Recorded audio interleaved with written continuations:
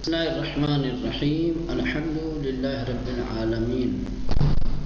وصلی اللہ علی محمد وآلہ الطاہرین اللہم صلی علی محمد وآل محمد وعجل فرجہ۔ چلیں کچھ قابل توجہ باتیں یہاں پہ ذکر کر رہے ہیں، کہہ رہے ہیں کہ آیت نمبر 2 میں جو ادھر انا آیا تھا وہ اصل میں انا نا تھا، 3 نون اکٹھا ہو گیا تھا، 3 نون کا تلفظ یکجا سنگین ہے، اس لیے ایک نون کو حذف کر دیا، ہو گیا انا۔ یہ صرف اور صرف تلفظ میں آسانی کے لیے ایسا کیا جاتا ہے، ایک ہی وزن ایک ہی حرف جب ایک ہی جگہ پر کئی بار آ جاتا ہے، ایک ہی حرف کی جب ایک ہی کلمے میں ایک ہی مقام پر تکرار ہو جاتی ہے تو اس کے تلفظ میں تھوڑا مشکل پیدا ہوتی ہے، تو تلفظ کو آسان بنانے کے لیے کیا ہے، 1-2 حرف کو حذف کر دیا جاتا ہے، کم کر دیا جاتا ہے تاکہ آسانی سے تلفظ کیا۔ یہ اصل میں تھا انا نا، ہے نا، 3 نون ہو گیا، تشدید والے میں 2 ہے اور ایک ادھر، ٹھیک۔ تو تلفظ میں آسانی کے لیے ایک نون کو حذف کر دیا، ہو گیا انا، ٹھیک۔ اس کے بعد آیت نمبر 13 میں جاؤ بے، وہ سب لائے، میں جاؤ اور بے کے درمیان ہم بھی موجود ہے، جاؤ اور بے کے درمیان، اچھا ہم بھی موجود ہے، ہاں اس لیے وہ سب لائے، ہاں، یعنی وہ بتا رہے ہیں کہ جاؤ میں ضمیر ہم پوشیدہ ہے، جو جاء کا فاعل ہے، ٹھیک ہے نا جی۔ چلے اب یہ مشق نمبر 4، آیتوں کو پڑھ کر، ٹھیک، پہلے آیت پڑھیے، اس کے بعد نیچے اس کا ترجمہ دیا ہوا ہے، ترجمہ بصورت ناقص ہے، ترجمے میں خالی جگہیں چھوڑی گئی ہیں، ٹھیک،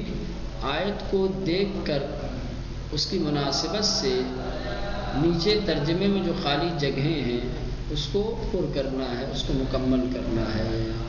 پہلی آیت ہے انا ارسلنا الیکم رسولا شاہدا علیکم، ٹھیک جی۔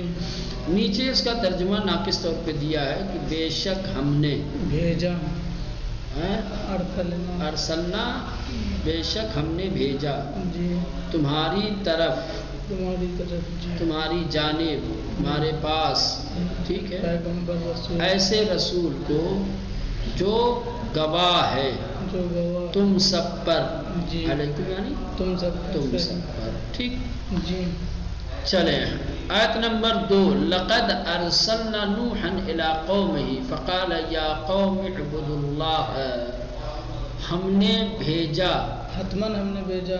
ہاں، لقد یعنی حتماً، یقیناً، قطعاً، جی، ٹھیک ہے، یقیناً ہم نے بھیجا حضرت نوح کو، جی، اس کی قوم کی طرف،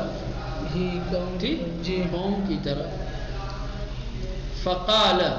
قوم کی طرف تو انہوں نے کہا، فقال تو انہوں نے کہا، یا اس نے کہا، انہوں نے کہا، کہ نبی ہے تو احتراماً کیا کہیں گے، انہوں نے کہا، حضرت نوح نے کہا، صحیح، اے میری قوم عبادت کرو تم سب، اعبدو تم سب عبادت کرو خدا کی، ٹھیک۔ نمبر 3، وَلَقَدْ أَرْسَلْنَا مِنْ قَبْلِكَ رُسُلًا إِلَىٰ قَوْمِهِمْ فَجَاءُوهُمْ بِالْبَيِّنَاتِ، وَبِالتَّحْقِیق ارسلنا ہم نے بھیجا تم سے پہلے، من قبلک تم سے پہلے، پیغمبروں کو ان کی قوموں کی طرف، تو وہ آئے ان کی جانب، کیا ہے، نشانیوں کے ساتھ، بینات یعنی نشانیوں کے ساتھ، ٹھیک۔ چلیں آیت نمبر 4، لیکن اللہ یسلط رسلہ علی من یشاء واللہ علی کل شیء قدیر، لیکن اللہ لیکن اللہ مسلط کرتا ہے رسولہ جی اپنے رسولوں کو اپنے پیغمبروں کو جس پر چاہتا ہے جس پر چاہتا ہے ٹھیک جی واللہ علی کل اور خدا ہر چیز پر قدرت رکھتا ہے یا قادر ہے ٹھیک ہے جی آیت نمبر 5 ہے وَإِذْ قَالَ لَهُمْ شُعَيْبٌ إِنِّي لَكُمْ رَسُولٌ أَمِينٌ فَاتَّقُوا اللَّهَ وَأَطِيعُونِ جب کہا ان سے کس نے حضرت شعیب نے شعیب کیا ہے فاعل ہے وَإِذْ قَالَ لَهُمْ ایسے تھا وَإِذْ قَالَ شُعَيْبٌ لَهُمْ جب کہا ان سے لہم ان لوگوں سے شعیب نے کس نے کہا شعیب نے فاعل کون ہے شعیب جب کہا ان سے حضرت شعیب نے انی لکم بے شک میں انی یعنی بے شک میں رسول ہوں انی لکم میں تم سب کے لیے امانت دار رسول ہوں یا ایسے کہیں گے انی لکم بے شک یا بے شک میں لکم رسول امین تمہارے لیے پیغمبر ہوں امانت دار فاتقوا اللہ واطیعون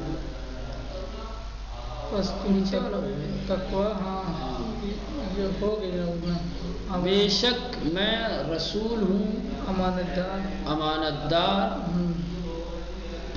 دار ہوں رسول ہوں امانت دار ہوں فاتقوا تو تم اب یہاں سے بس امانت دار ہوں یہاں رہے گا خالی بس امانت دار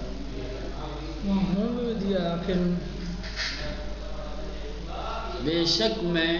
رسول ہوں امانت دار ہوں تم سب کے لیے لکم یہاں تم سب کے لیے فاتقوا اللہ تو تم سب کیا ہے تقوی اختیار کرو پرہیزگاری تقوی کرو ڈرو لیکن یہ ہے کہ تقوی اختیار کرو خدا کا ٹھیک ہے اور اطاعت کرو میری یہ تھا اطیعونی صحیح ٹھیک یہ ہو گیا اب مشق نمبر 5 میں سبق کے شروع میں جو قرآنی آیتیں دی گئی ہیں جو عبارتوں کے ترجمے کا مرحلہ ہے اس کو ایک بار پھر غور سے پڑھیے اور پڑھنے کے بعد ایک ایک لفظ کا ترجمہ کیجیے تاکہ آپ کو اندازہ ہو کہ درس کے بعد آپ کے اندر کتنی بہتری آئی ہے درس کے بعد کس حد تک آپ آیات قرآن کا ترجمہ کرنے پر قادر ہوئے ہیں ٹھیک ہے ایک مفید مشورہ یہاں دیا ہے اس سبق کو یاد کرنے کے لیے کچھ باتوں کو یاد رکھنا ذہن میں رکھنا ضروری ہے نمبر 1 5 اصول ملحوظ رکھیں یعنی 5 اصولوں کا لحاظ کیجیے 5 ایسے قانون ہیں 5 ایسے اصول ہیں جس کو مد نظر رکھنا ذہن نشین رکھنا ضروری ہے جس کی طرف توجہ دینا ضروری ہے ذہن نشینی جو بھی پڑھیں آپ اس کو ذہن نشین کریں اس کو حافظے میں جگہ دیں اسے یاد کریں تسلسل ہونا چاہیے سمجھ رہے ہیں یعنی جو آپ یاد کر رہے ہیں جو پڑھ رہے ہیں جو سن رہے ہیں سلسلہ قائم رہے ایسا نہ ہو کہ درمیان میں درس و دروس کا تعلیم و تعلم کا سلسلہ منقطع ہو جائے یا مشق و تمرین نہ کی جائے تسلسل شوق و جذبہ یہ ایک بڑی چیز ہے صحیح شوق و جذبہ جب ہوتا ہے انسان کے اندر کسی چیز کا تو ذہن آمادہ ہوتا ہے اس کو سمجھنے کا درک کرنے کا وإلا اگر شوق اور جذبہ نہ ہو تو ذہن آمادہ نہیں ہوتا ہے اس کے در کو ادراک کے لیے اسی لیے جو لوگ شوق و رغبت کے ساتھ کلاس میں آتے ہیں ان کو اچھی خاصی باتیں سمجھ میں آتی ہیں، ذہن میں وہ باتیں جگہ بنا لیتی ہیں، گھر بنا لیتی ہیں، اور طلبا کو پھر اس کو یاد کرنے میں آسانی ہوتی ہے۔ لیکن جو لوگ جبراً زبردستی بغیر کسی شوق و رغبت کے آتے ہیں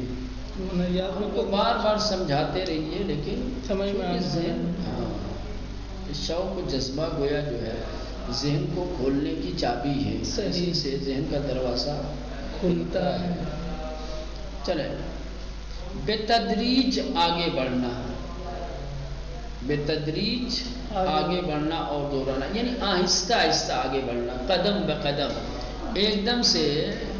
ایک پوری کتاب ایک ہی دن نہ پڑھ لیں، سارے دروس یا کئی دروس ایک ہی دن نہ پڑھ لیں، سمجھ رہے ہیں؟ ترقی تدریجی ہوتی ہے، دفعی نہیں ہوتی ہے، سمجھ رہے ہیں؟ آہستہ آہستہ حصول علم کا ایک طریقہ ہے، یا کسی بھی چیز کے دنیا میں جتنے بھی امور ہیں وہ سب بالتدریج انجام پاتے ہیں، سمجھ رہے ہیں؟ ایک دم سے ایک ہی دن میں اگر کتاب آپ پڑھ دیں گے، وقت اگر آپ مقرر کر لیتے ہیں، معین کر لیتے ہیں، آپ یہ طے کر لیتے ہیں کہ آج ہی پوری کتاب ختم کرنی ہے، تو کتاب تو آپ ختم کر لیں گے، لیکن کتاب کے اکثر مطالب ذہن نشین نہیں ہو پائیں گے، بھول بھی جائیں گے اتنی ہی جلدی، جتنی جلدی آپ نے پڑھا ہے اتنی ہی جلدی وہ ذہن سے نکل بھی جائیں گے۔ لیکن اگر آپ تدریجاً کام کرتے ہیں، آہستہ آہستہ تھوڑا تھوڑا پڑھتے ہیں، تو وہ تھوڑا تھوڑا پڑھنا کارگر ثابت ہوگا، مفید ثابت ہوگا، اور تھوڑی تھوڑی باتیں آپ کے ذہن میں محفوظ رہیں گے۔ تو یہ 5 اصول ہیں تعلیم و تعلم میں آگے بڑھنے کے لیے، تعلیم و تعلم کا مرحلہ طے کرنے کے لیے۔ جی ہاں، ذہن نشینی یعنی یاد کرنا، حفظ کرنا، جی دل و دماغ میں جگہ دینا تعلیم کو، تسلسل یہ بھی بہت ضروری چیز ہے۔ اکثر آپ نے دیکھا ہوگا یہاں سے جب جاتے ہیں یا ایک دن درمیان میں جمعے کی چھٹی ہو جاتی ہے، تسلسل ختم ہو جاتا ہے، تو پھر یہ مشکل ایجاد کرتا ہے، پھر سنیچر کو پڑھنے کا دل نہیں ہوتا، یا شب جمعہ میں جو پڑھا ہوتا ہے وہ سنیچر کو بھول چکے ہوتے ہیں، تسلسل نہ ہو جائے۔ تو یہ 5 چیزیں ہیں، ذہن نشینی، تسلسل، شوق و جذبہ، اور بالتدریج آگے بڑھنا اور دہرانا، تھوڑا تھوڑا کر کے آگے بڑھے اور دہراتا رہے۔ اس کے بعد تمرینی کام ہے، مشق، ہوم ورک، جی سمجھ رہے ہیں؟ یہ کام کرنے کے بعد خالی اسی پہ اکتفا نہ کریں، ٹھیک، آپ اس کو عملی طور پر بھی انجام دیں۔ جی گھر کے کسی فرد یا کوئی بھی آپ کا دوست ساتھی ہو، ٹھیک ہے، اس کو انتخاب کریں، اور انتخاب کرنے کے بعد کیا ہے، ان تمام چیزوں کو آپ دہراتے رہیں، پڑھتے رہیں۔ اب یہاں سے الفاظ کی قسمیں، الفاظ کی کچھ قسمیں،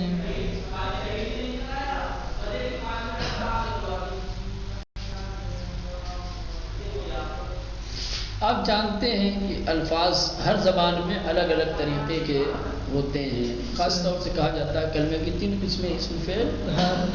حرف، تو ان کا سمجھنا، ان کا پہچاننا اور اس کلمے کے مطابق ترجمہ کرنا، سمجھ رہے ہیں؟ یہ آنا چاہیے انسان کو، جی ہے نا؟ اسم کا ترجمہ فعل سے، فعل کا ترجمہ اسم سے کر دیا جائے گا تو غلط ہو جائے گا۔ اسم کا ترجمہ اسم کا اسی وقت کرے گا جب آشنا ہوگا، فعل کا ترجمہ فعل میں بھی کون سا فعل ہے، صیغہ کون سا ہے، ٹھیک ہے، جی حرف ہے تو کون سا حرف ہے، کس حالت میں آیا ہے، کون سا معنی رکھتا ہے یہاں پر۔ خداوند عالم نے اپنی آسمانی کتاب کو عربی زبان میں وَأَنزَلْنَاهُ بِلِسَانٍ عَرَبِيٍّ، عربی زبان میں قرآن کو نازل کیا ہے، اور اس کتاب کے بلند معانی کو سمجھنے کے لیے ضروری ہے کہ ہم اس زبان کے قواعد اور اصولوں کو پہچانیں، کیونکہ قرآن مجید عربی زبان میں نازل ہوا ہے۔ اور عربی زبان کے کچھ اصول ہیں، کچھ قوانین ہیں، کچھ قاعدے ہیں، لہذا ان قاعدوں کو جاننا ضروری ہے۔ اور اسی بات کو مد نظر رکھ کر کے یہاں عربی زبان کے کچھ قواعد بیان کر رہے ہیں۔ کہہ رہے ہیں کہ پہلے ہم کچھ الفاظ دے رہے ہیں، آپ پہلے ان الفاظ کو غور سے دیکھیے اور پڑھیے۔ مثلا ارسلنا ہم نے بھیجا، اندر کیا ہے؟ اندر تم ڈراؤ، اعبدو تم سب عبادت کرو، بعثنا ہم نے بھیجا، انزلنا ہم نے نازل کیا، یسلطو وہ مسلط کرتا ہے۔ کہ یہ سب کے سب الفاظ کسی کام کے بارے میں بتا رہے ہیں۔ یہ جتنے الفاظ آپ نے اوپر پڑھے ہیں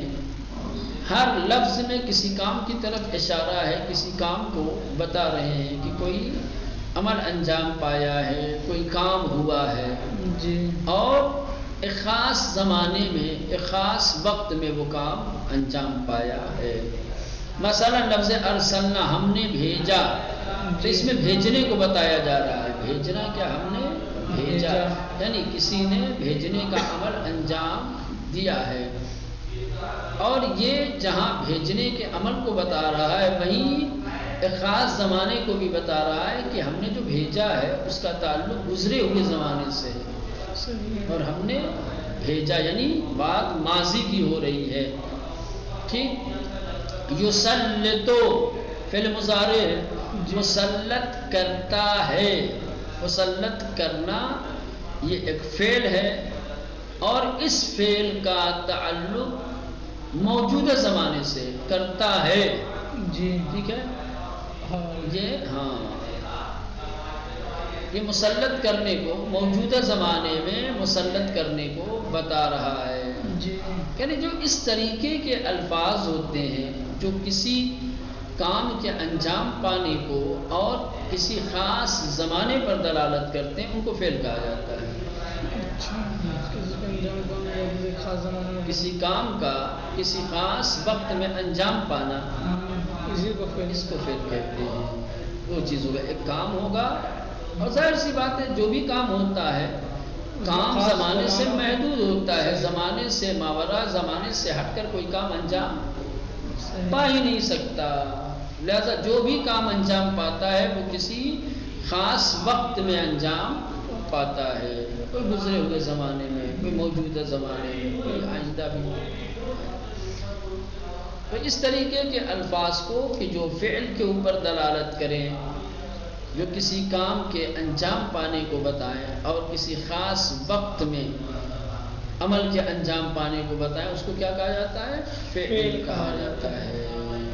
اب یہاں سے الفاظ کی دوسری قسم ہے۔ دوسری قسم میں کیا ہے؟ شعیب، رسول، شیع، طاغوت، کر، ہم، شاہد، کتاب، یہ تمام چیز جو کلمات تمام الفاظ جو ابھی اوپر ذکر کیے ہیں یہ یا کسی شخص کا نام ہے یا کسی چیز کا نام ہے یا نام نہیں ہے لیکن کسی شخص کے لیے ہے، نام نہیں ہے، نام کی جگہ پر کیا ہے؟ نام کو ہٹا کر کے ایک دوسرا کلمہ لایا گیا، وہ بھی اشارہ ہے اسی کی طرف۔ سمجھ رہے ہیں؟ جیسے میں آپ کہوں تو یہ آپ راغب کی جگہ ہے، آپ نام نہیں ہے آپ کا،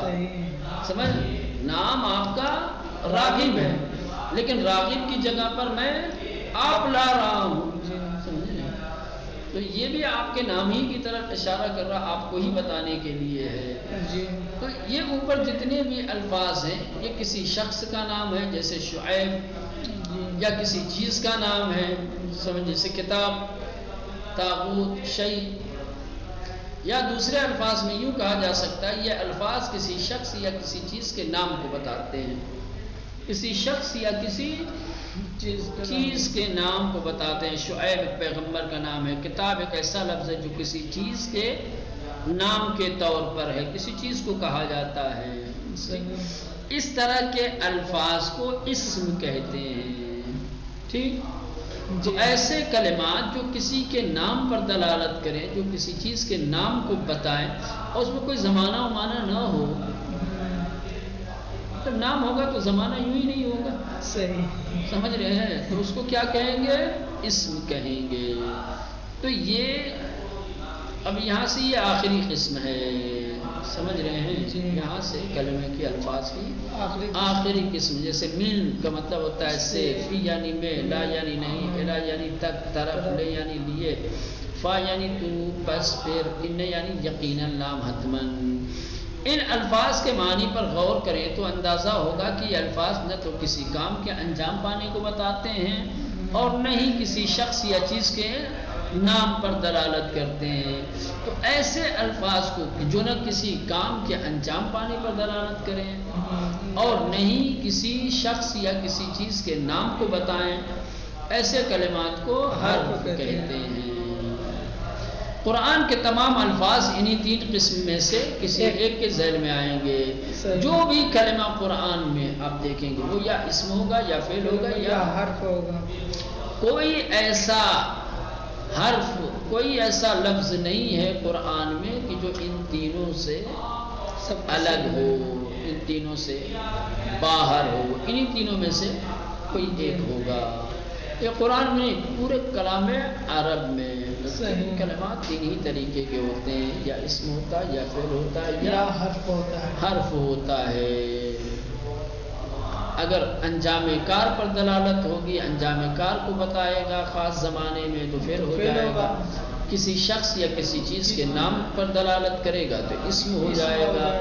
اور اگر نہ فعل کو بتاتا ہے نہ اسم کو بتاتا ہے وہ کیا ہو جائے گا؟ حرف ہو جائے گا۔